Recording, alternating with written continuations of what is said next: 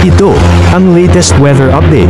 Alamin ang pinakasariwang ulat panahon ngayon dito sa Information TV Educational Channel. Makikita natin ang patuloy na pag-iral ng easterlies. Ito yung hangin nagbumula sa karagatang Pasipiko na siya magdadala ng maulap na kalangitan, na may mga pag-ulan lalong-lalo na sa may bahagi ng Southern Luzon, yung Bicol Region, kasama ilang bahagi ng Mimaropa at Quezon Province, at maging din dito sa may area po ng Panay Island at sa may area ng Eastern and Northern Samar. Ang nilalabing bahagi nating bansa, makikita nyo halos wala masyadong kaulapan sa may area ng Mindanao at gayon dito sa Luzon, kaya asahan natin generally fair weather ang mararanasan sa araw na ito, na may mga isolated rain showers and thunderstorms sa hapon hanggang sa gabi.